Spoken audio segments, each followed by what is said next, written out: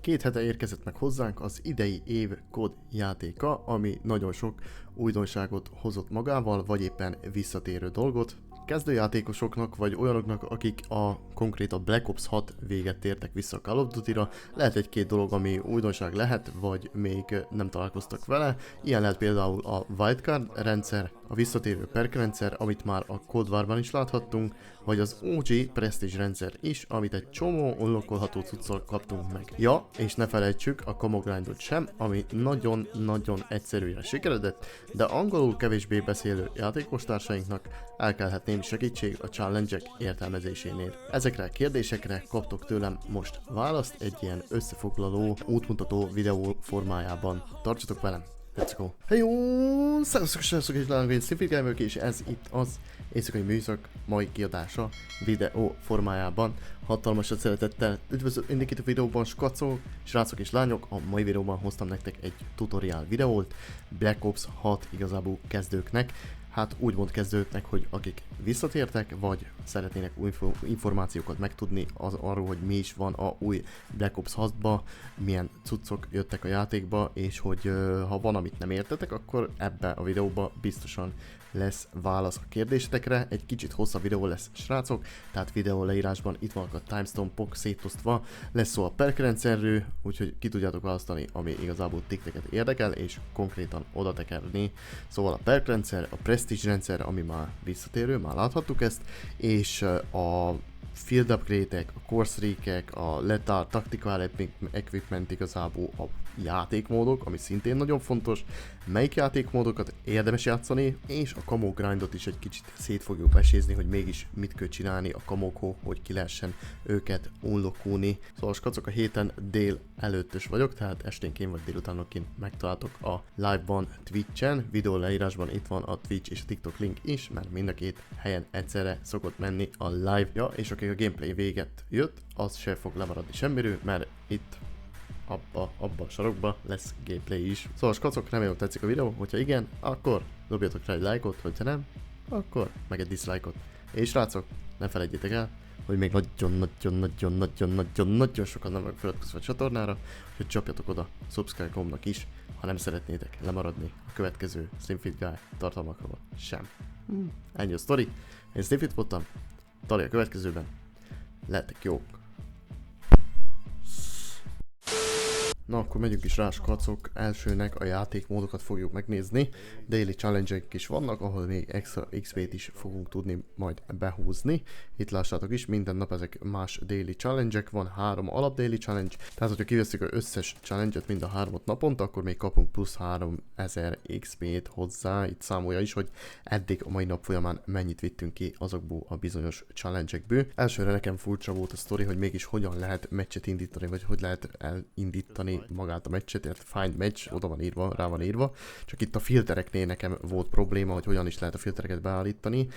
Rámentek a filterre, és az ugyanúgy van konzolon is, meg PC-n is, mind a kettőn. És itt van a core és a hardcore.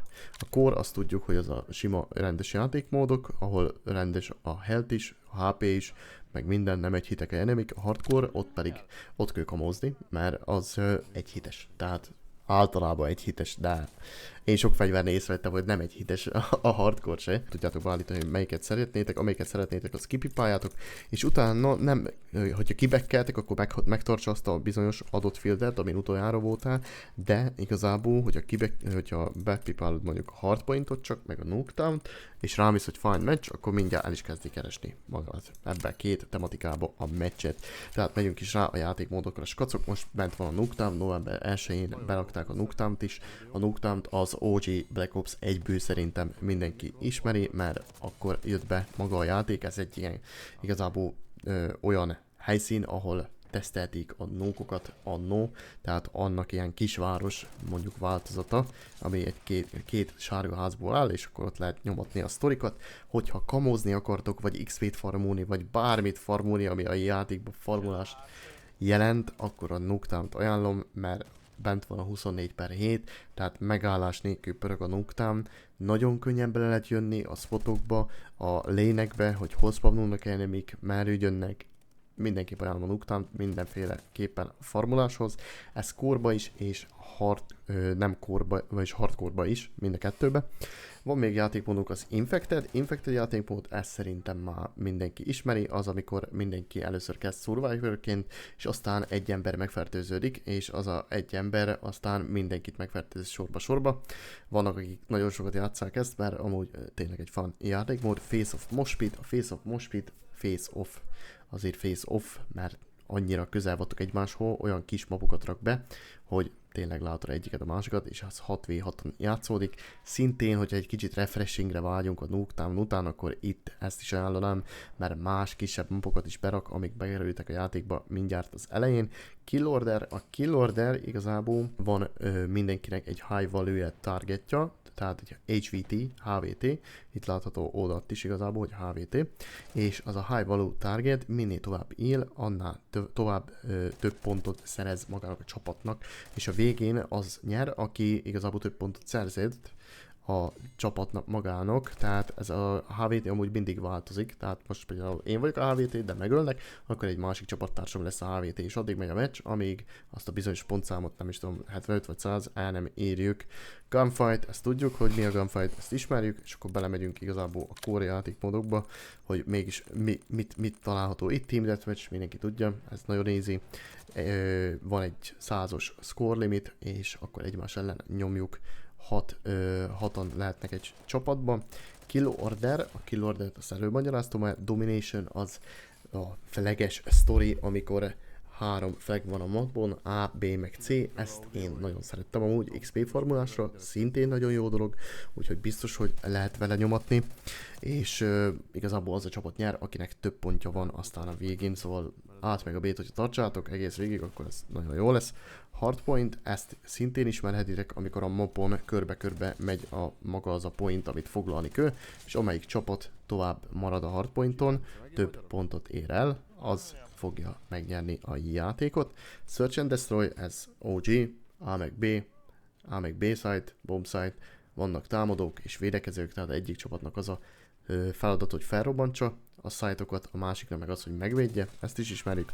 Control szintén ismerős lehet már előző kodokból is. Controlon is különféle zónák vannak, amiket kell támadni vagy védeni, és ez alapján kapjuk a pointokat. Headquarters, ez szintén ismerős lehet, mindig be kell foglalni egy Headquarters nevezetű olyan pointot a mapon, ami aztán vándorol, és utána a enemy teamnek, aki nem az, aki befoglalta, hanem a másik team, aki támad éppen, megvan a limitje, tehát, vagyis hogy nektek, akik átfoglaltatok, megvan a limitje, hogy meddig éltek még. Kill confirmed, ezt mindenki tudja, ez is nagyon jó XP-zésre.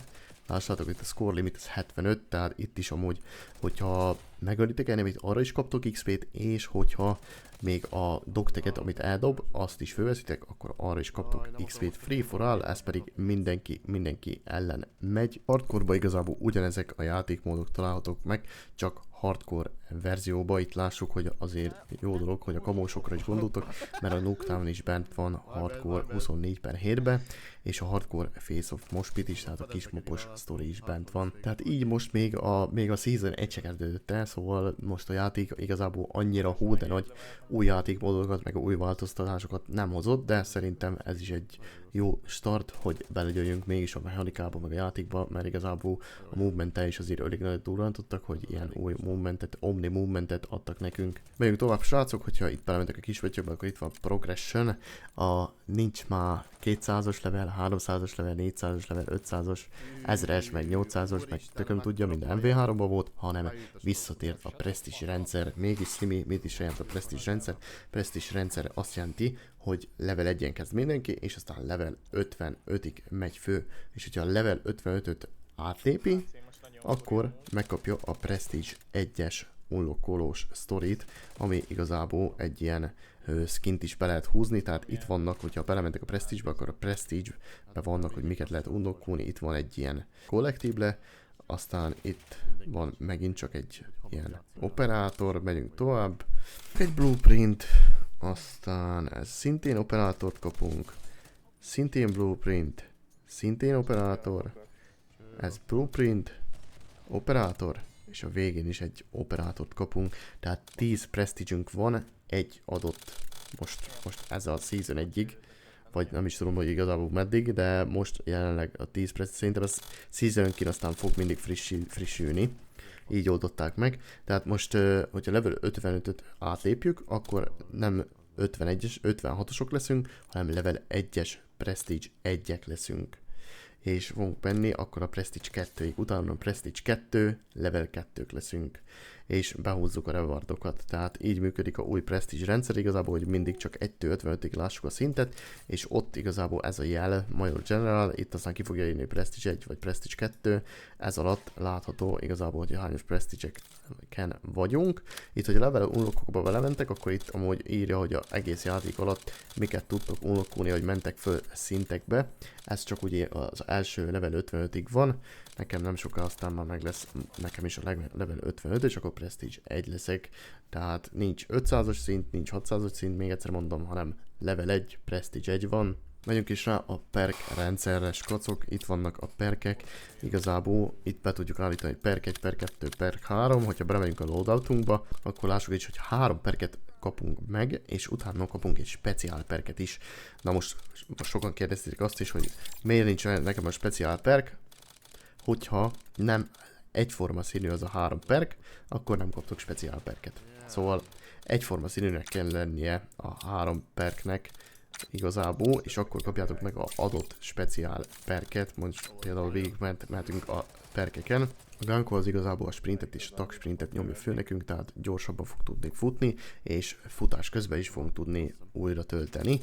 A Dexterity, ez a fegyvermozgás csökkenti ugrás, csúszás és dive-olás közben is. Scavengert, ezt szerintem már mindenki ismeri, amikor enemiken keresztül megyünk és fölvesszük tőlük az amót. Ghost szintén ismerős lehet, előző kodokból is, mert már ott is volt nagyon sokszor.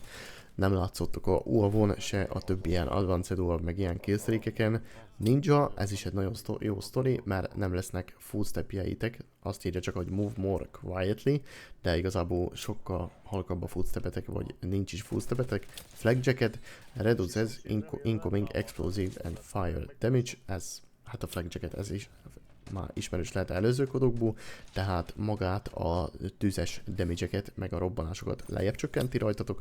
Takmas, resistance to enemy flash and concussion grenades and enemy neuro gas. Hogyha Takmas mask van bent, akkor a flashekre, a concussion gránátokra és a neuro, tehát a ideggázra ellenállók lesztek. Perk 2, a perk 2-ben van ilyen, hogy Assassin Enemies on a killstreak get a unique minipop marker.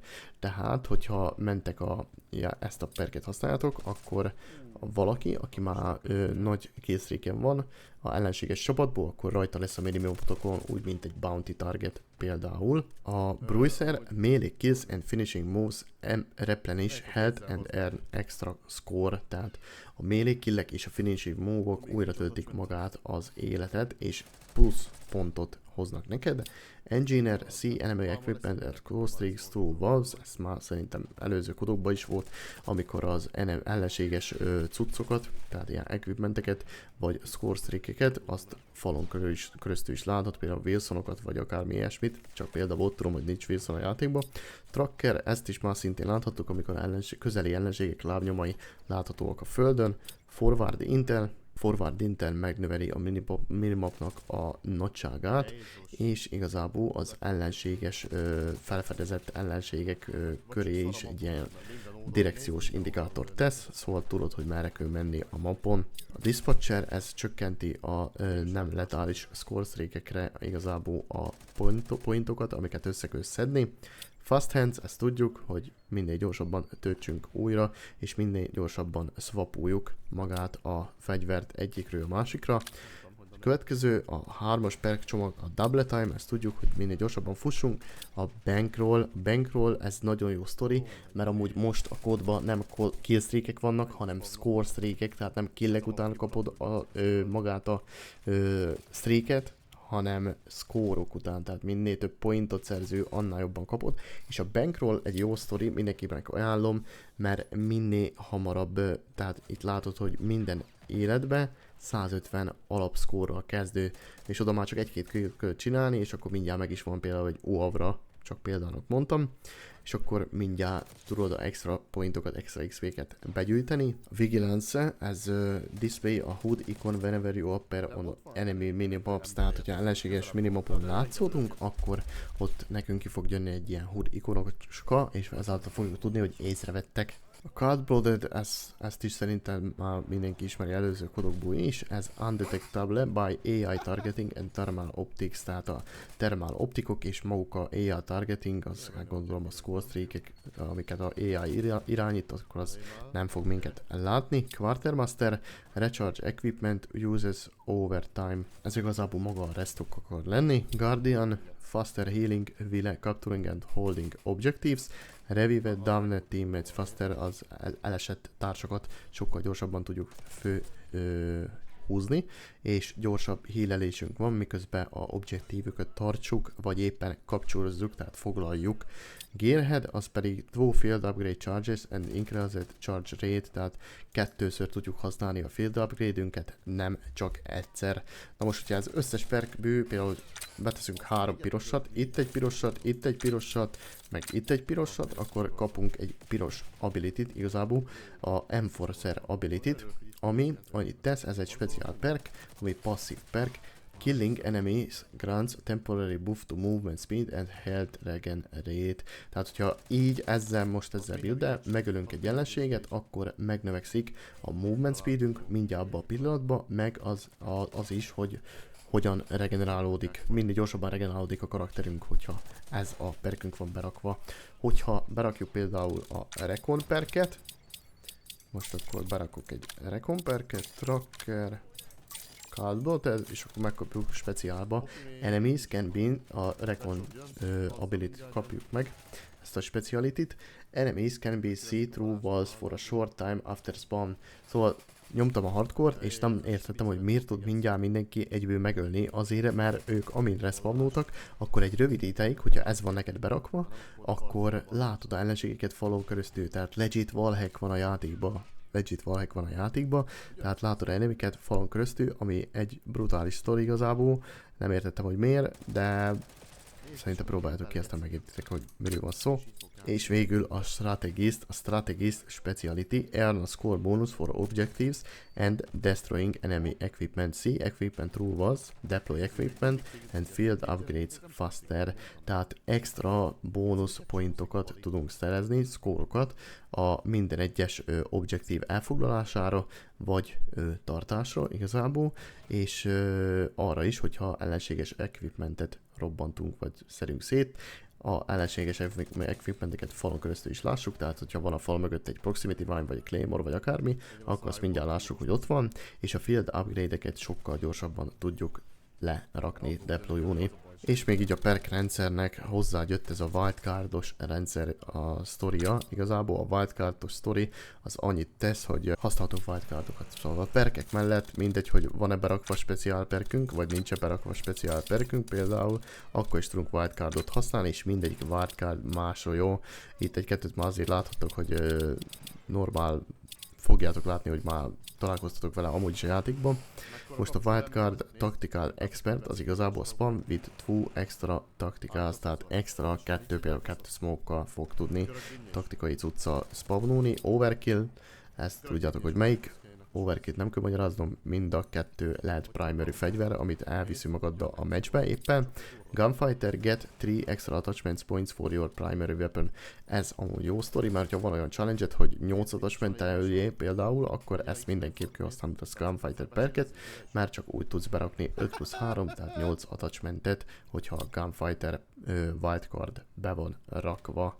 A Danger Close spawn with an extra lethal, tehát egy plusz granát to spawnos, prepper equip 2 different field upgrades, tehát 2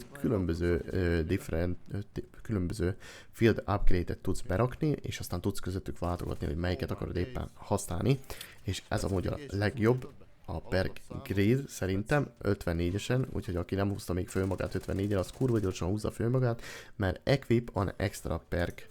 Tehát, hogyha a perk grade-et teszem be, akkor itt van a 3, plusz a speciál, és plusz még negyediknek kinyílik itt még egy perk. Még egy perk, amit tetszés szerint kiválaszthatok, akármit tehetek oda, és ezáltal 5 perket fogok tudni használni, úgyhogy fegyverhúzásnál nagyon jól jöhet az a perk grid, mert mindegyik XP-zős perket be tudod rakni, amik extra XP-t tudnak neked majd adni, és mindig gyorsabban felhúzni a fegyvert. Megyünk is rá a field upgrade-ekre, skacok, itt van egy-két sztori, ami már nem letálból meg taktikába került be, hanem field upgrade lett belőle. Assault Pack, ez igazából egy egyszerű muni box. Spring Mine az egy proximity mine akar lenni, a trophy szisztémet ismerjük, hogyha rájuk dobálják a gránátokat, akkor az visszadobálja. A Scrambler creates an area that disrupts enemy equipment, field upgrades, tehát ez megzavarja az ellenséges eszközöket, field upgrade-eket és a score streak-eket, na meg a minimapokat is, szóval ha valaki a közelbi megy, akkor például nem fog menni a minimapja. Signal Lure, reveal your position to enemies and tap into enemy voice comms. Earn bonus score for eliminations and survival, tehát plusz pontokat szerezhetünk eliminációkor, kér és túlélésért, hogyha ezt a Signal Lure-t használjuk, de annyi lesz a hátránya, hogy fogja látni az ellenség, hogy hol vagyunk éppen. Warcry, ezt szintén ajánlom fegyverhúzásnál, mert plusz pointokat ad, amikor ledobálod, akkor plusz pointot ad. Rally your team, improving nearby ally movement speed and health regeneration, tehát azért ad plusz pointot, mert a csapattársaidnak, hogyha ezt reteszed, akkor a csapattársaidnak a mozgássebességét és a élet regenerációját megnöveli. Tactical Insertion, Marks a Location as your next spawn point, ezt már nagyon régóta ismerjük a kodból, tehát egy bizonyos lokációt, ahol spawnolni akarsz a következő életedben, leteszed, akkor oda fog spawnolni arra egy következő életre. Acoustic AMP, Personal Audio Amplifier that makes enemy footsteps louder for a duration. Azt nézzük, a Pay to Win. Ez igazából ellenséges footstepeket fő hangosítsa, neked jobban fogod őket hallani. Morphine Injector for a duration fatal damage puts you into a last stand state. Teammates can revive you or get a kill to self-revive.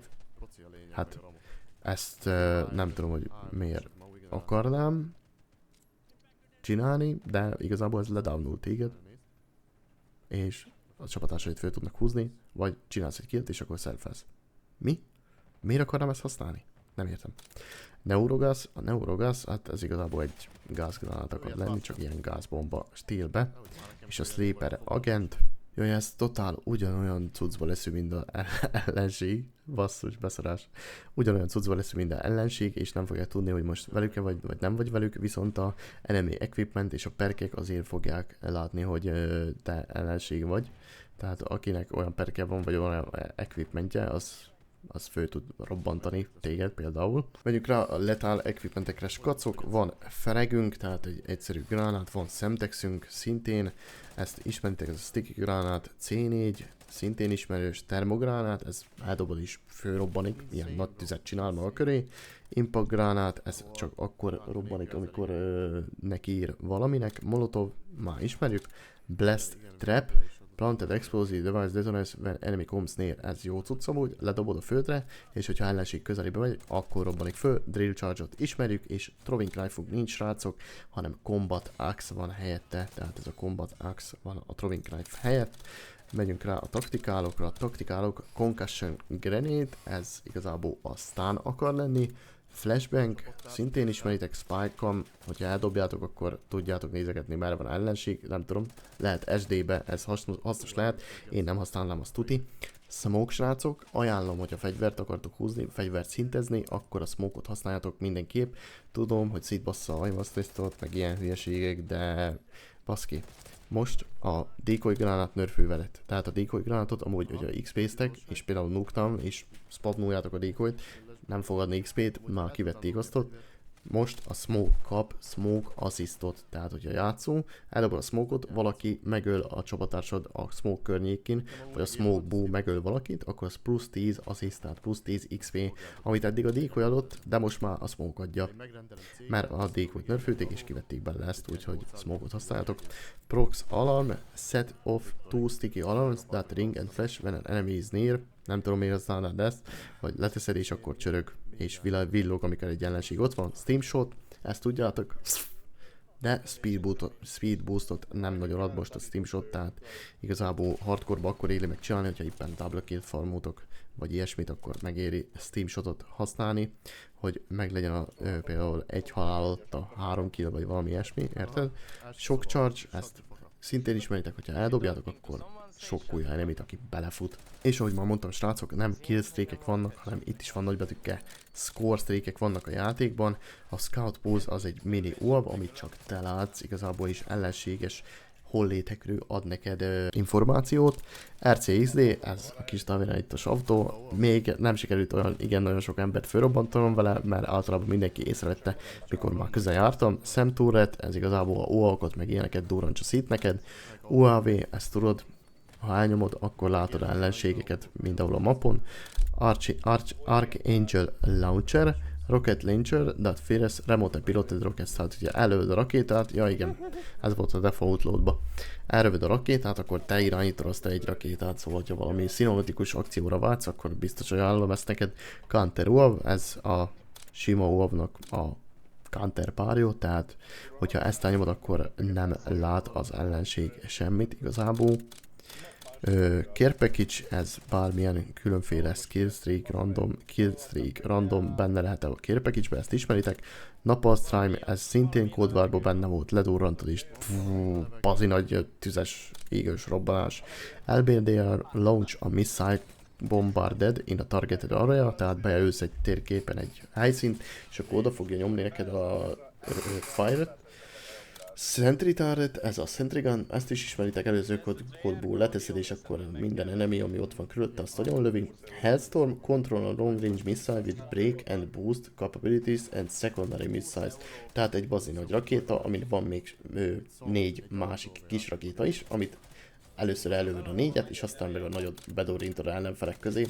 Watchdog Hilo, ezt tudjuk, ez legyen a chopper, és akkor adja neki.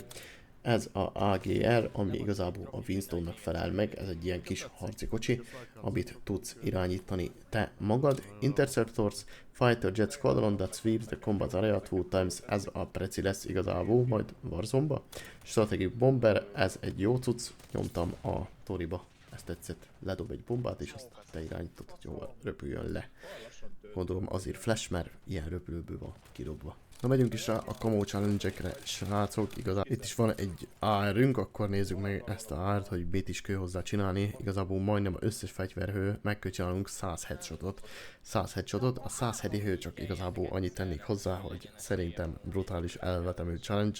Nem kellett volna ilyet beletenni, de mégis belerakják magába a játékba.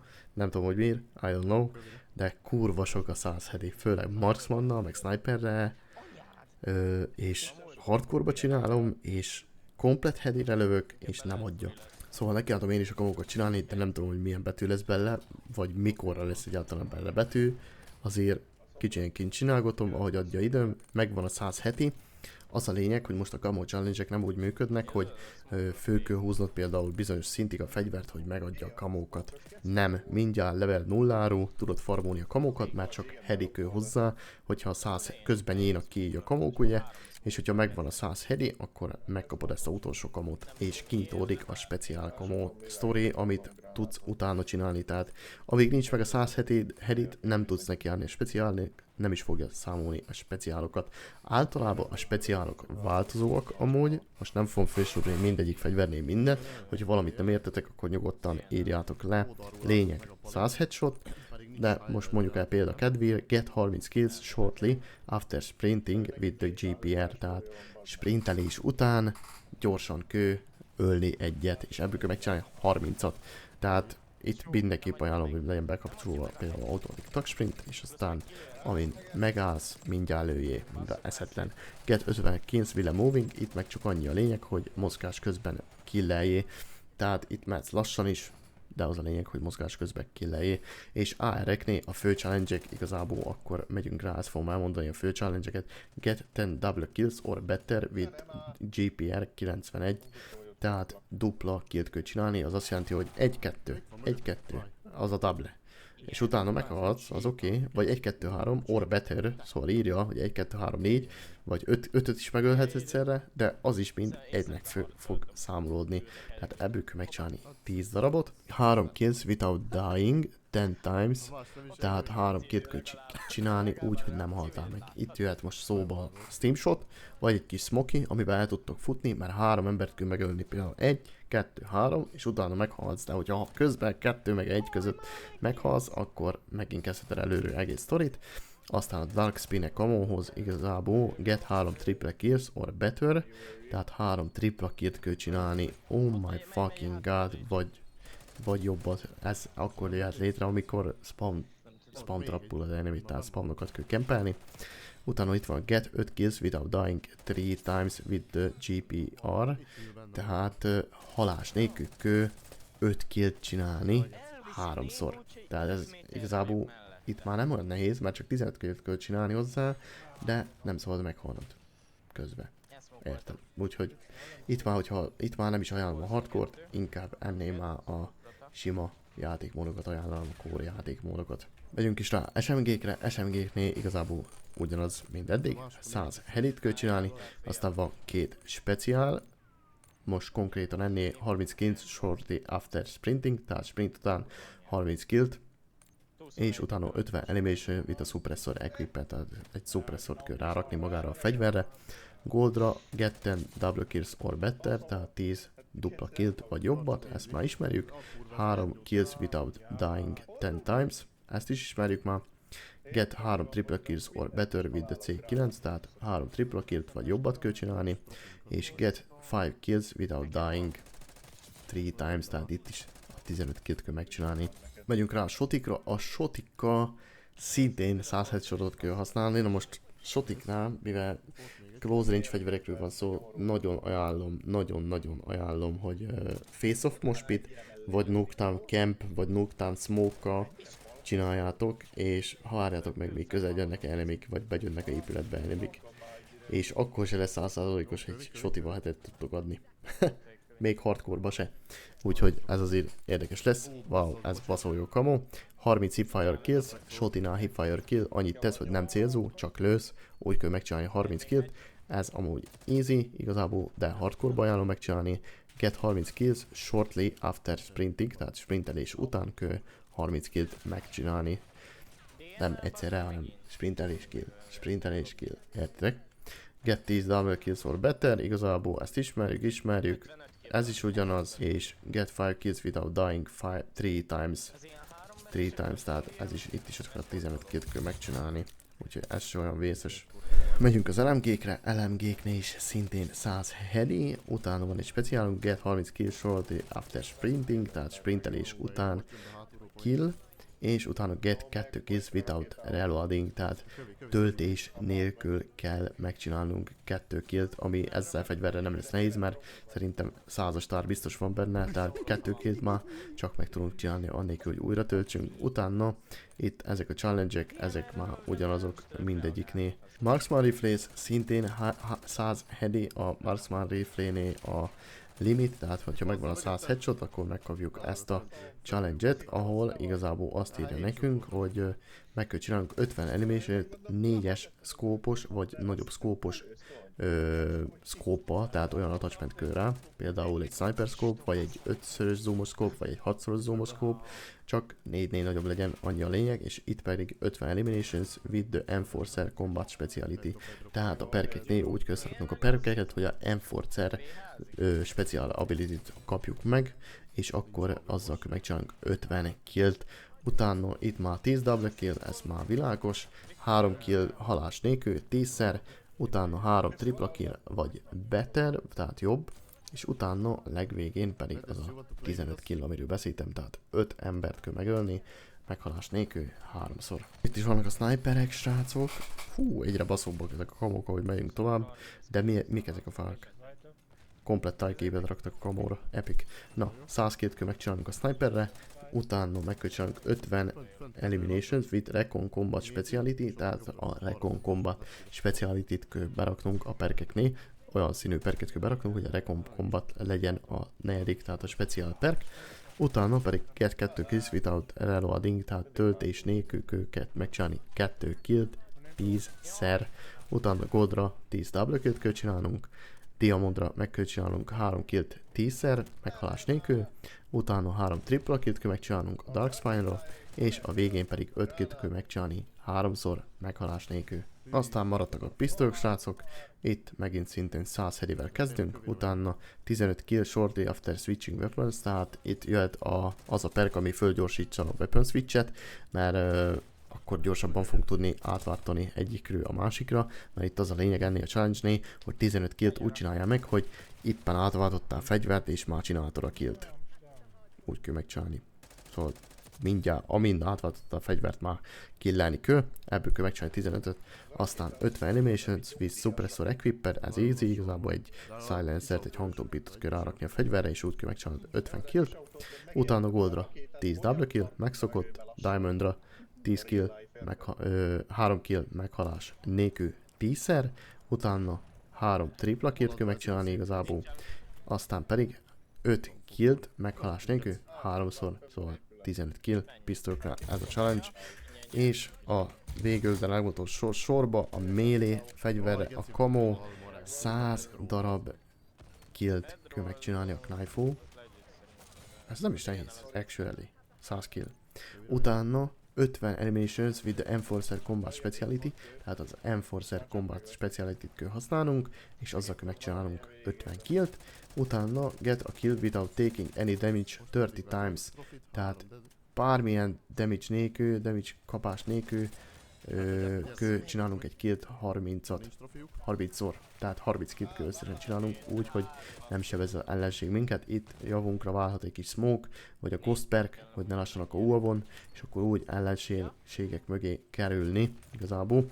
Aztán 10 double killt kell csinálni a knife-ó, utána 3 kill meghalás nélkül, aztán 3 tripla killt kell csinálnunk, az érdekes lesz, Skyfall tripla kill, és utána pedig a 5 kills without dying 3 times, tehát 5 killt kell megcsinálnunk egy életünkbe. És aztán srácok, a launchereket meg majdnem ki is hattam, itt vannak a launcherek, mutatom is. A launchereknél meg kell csinálnunk 50 kill or score streak destructions, tehát 50 killt kell, direkt hitet kell csinálnunk, vagy score streaket kell fölrobbantanunk igazából, és mind a kettőt számolja, tehát mindegy melyiket csináljuk, csináljuk úgy is, hogy UAV-ot robbantottam fő, most szemturetot robbantottam fő, most killeltem egyet, és az mind beleszámít, utána kapunk egy speciált 10 direct hit kills, tehát konkrétan a ellenségnek panel közepébe kell lőni magát a aknát, úgyhogy ennél sem ajánlom a hardcore, mert mire becélozzátok az izével, launcher, addigra megöl a enemy.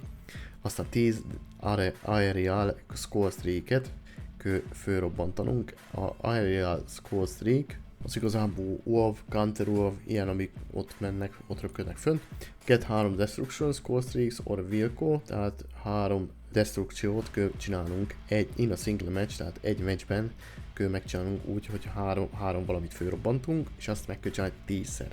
Tehát ez 10 matchbe fog telni. Habár nem biztos, mert hogyha egy matchbe csinálunk 2-szer, akkor hát de 6-ot megcsinálni, esélytelen, hogy megcsinálsz 6-ot egy matchbe. De azért meg lehet próbálni. 5 kill kell in a single match 10 times diamondnál, aztán 5 destructions in a single match 3 times, tehát itt is 15-öt fog kellene összesen megcsinálni, de 5-öt kell megcsinálnunk 3-szor különböző meccsekben, és get 5 kills in a single match 3 times, tehát 5 kill, 5 kill kell megcsinálnunk 3-szor. Na, ennyi volt a sztori, skacok, remélem, hogy tudtam segíteni, hogyha valami nem világos még mindig, vagy valamit kihagytam volna, akkor nyugodtan írjátok le ide a videó leírásba kommentben, és kívánok mindenkinek nagyon-nagyon sok killt és sok wint erre a játékra, és ne csak grindoljatok, kicsit álljatok meg körbenézni, hogy milyen szép a játék. Azt szokták mondani, a francot, grindoljátok ki a beleteket nyugodtan, hiszen november 14-15-én érkezik a Warzone-ba az implementáció, és már ott is kipróbáljuk a új Black Ops-os fegyvereket, és magát az Omni Movementet is, úgyhogy majd ott legyetek jók!